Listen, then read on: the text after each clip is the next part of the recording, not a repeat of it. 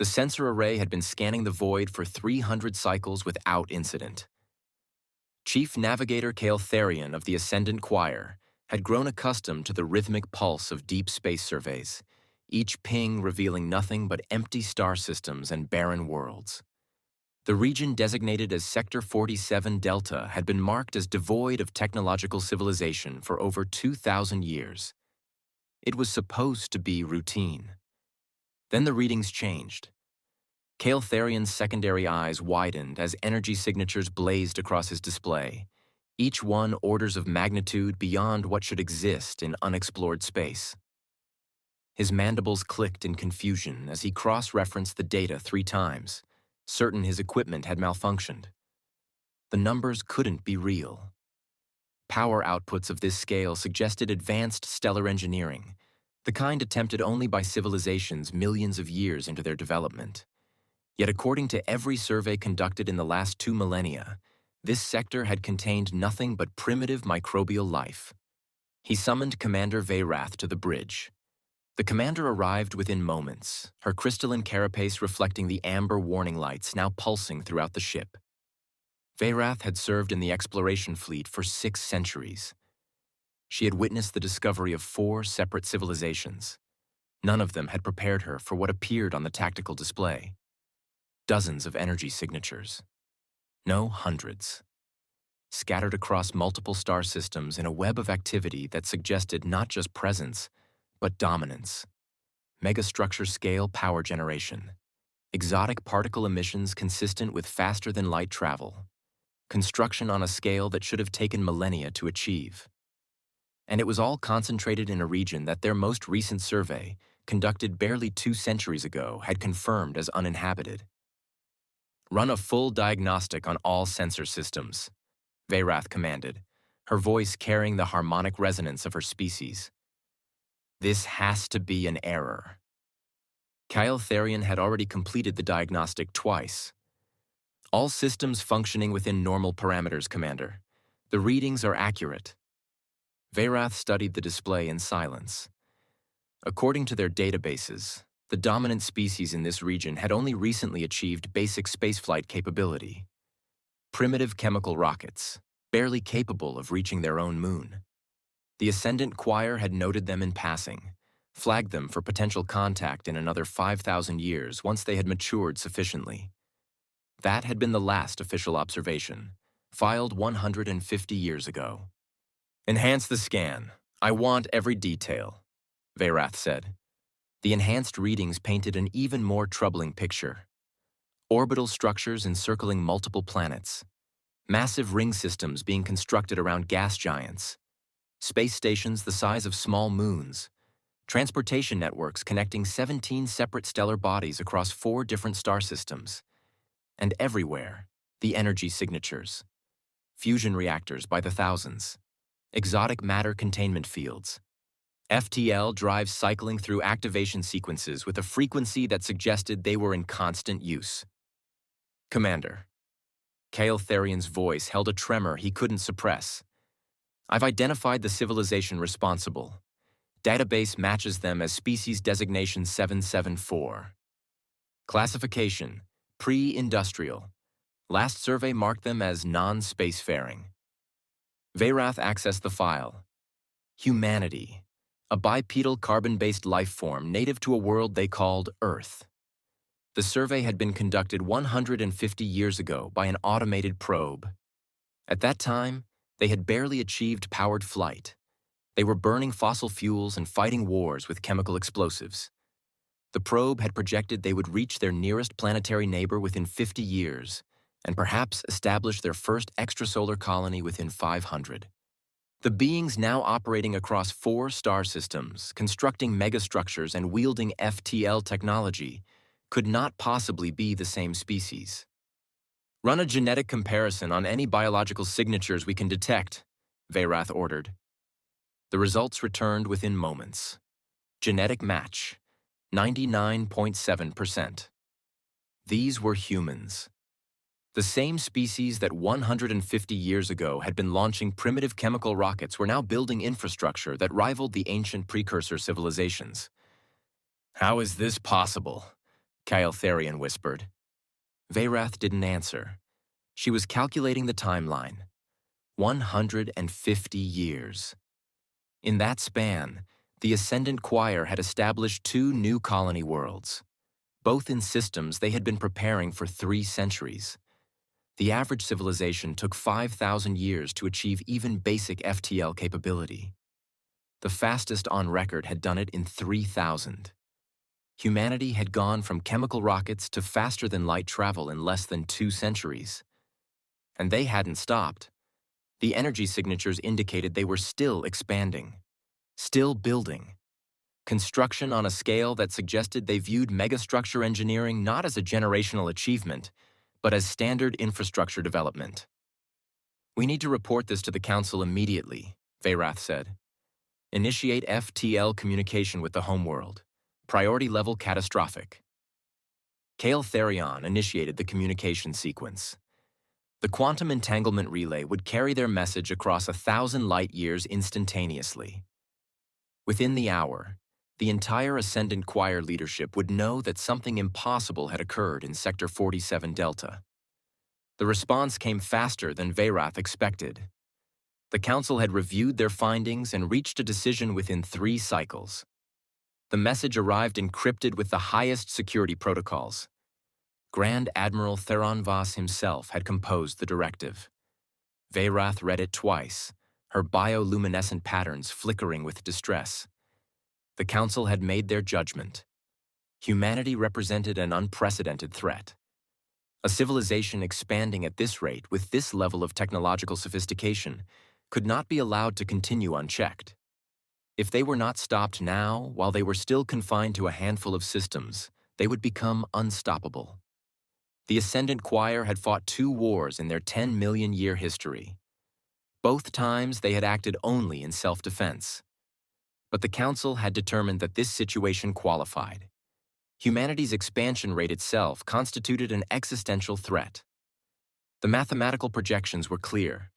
At their current pace, humans would control 50 star systems within 2 centuries, 500 within 500 years. The galaxy had never seen anything expand so aggressively. The Council's orders were explicit. Assemble a strike fleet. Target the primary human infrastructure nodes. Cripple their industrial capacity before they could spread further. It wasn't genocide. It was containment. Set them back by a few centuries. Give them time to mature, to slow down, to become something the galaxy could safely integrate. Veyrath felt the weight of the command. She had never wanted to be part of a first strike operation. But she understood the logic. If humanity continued at this pace, they would encounter dozens of civilizations within decades. Some would respond with fear, others with aggression. The humans, still believing themselves alone, were utterly unprepared for the complexity of galactic politics. This intervention, however brutal it seemed, might actually save them from a far worse fate. The strike fleet assembled within 5 cycles. 47 warships of the Ascendant Choir, each one a masterpiece of engineering refined over millennia. Veyrath commanded the operation from the dreadnought Eternal Resonance, a vessel that had served with distinction in both historical conflicts. The fleet entered FTL, targeting 3 key systems that humans had designated as Alpha Centauri, Tau Ceti, and Epsilon Eridani. Intelligence suggested these systems housed the primary industrial infrastructure supporting human expansion. Destroy the shipyards, the manufacturing centers, the resource extraction operations, and humanity would be forced to consolidate rather than expand. The fleet emerged from FTL at the edge of the Alpha Centauri system. Veyrath immediately ordered weapons armed and shields raised. The tactical display populated with targets, orbital stations, construction frameworks, dozens of civilian vessels moving between planetary bodies, and there, in orbit around the second planet, the signature of a massive orbital ring still under construction. All ships, weapons free. Target the industrial infrastructure. Avoid populated planets where possible. Commence attack. The fleet advanced. Particle beam cannons charged. Missile batteries prepared to launch. For a civilization of their sophistication, the Ascendant Choir possessed weapons that could shatter planets if necessary. Against infrastructure, they would be devastating. Then the humans detected them. Veyrath watched as every civilian ship in the system suddenly changed trajectory, not fleeing, accelerating toward the fleet. She felt a moment of confusion. Were they attempting to ram? That would be suicidal. The tactical officer reported strange energy signatures building throughout the system. The orbital ring, still incomplete, was activating systems that hadn't shown up on any of their scans. The first human ship opened fire at a range of 200,000 kilometers. Veyrath barely had time to process the impossibility of that engagement distance before the Eternal Resonance's shields flared under impact. The readings made no sense. Mass driver weapons, but accelerating projectiles to a significant fraction of light speed. The kinetic energy was absurd. More human ships joined the engagement. What Veyrath had identified as cargo haulers and mining vessels were revealing weapon systems that matched or exceeded military-grade specifications. Dozens became hundreds. The tactical display turned red with hostile contacts. Where were they all coming from?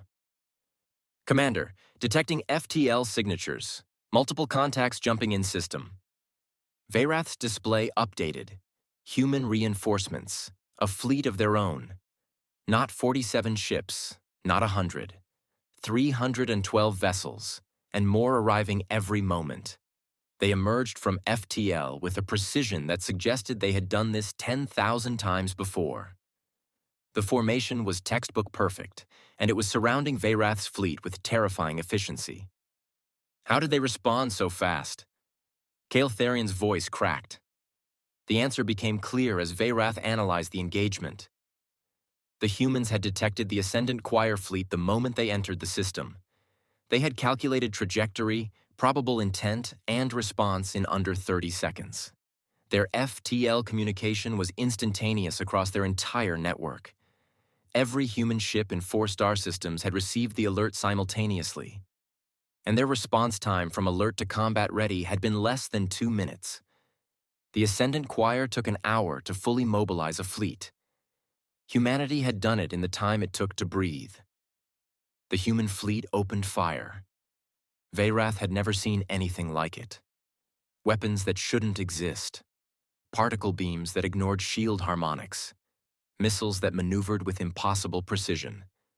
And everywhere, those kinetic weapons, turning mass and velocity into weapons that hit with the force of tactical nuclear devices. The Eternal Resonance shuddered under sustained fire. 3 of her escort frigates simply disappeared, vaporized by concentrated beam fire. Veyrath ordered evasive maneuvers, but the human targeting systems tracked them perfectly. Another dreadnought, the Harmony's End, suffered a catastrophic reactor breach and vanished in a ball of plasma. All ships, full retreat. Emergency FTL jump. But the humans had already thought of that.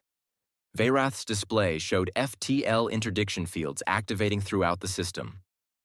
The humans had weaponized their own FTL technology, creating zones where faster-than-light travel was impossible. The Ascendant Choir fleet was trapped. Veyrath made the only decision she could. She broadcast on all frequencies, transmitting the Ascendant Choir's surrender protocols.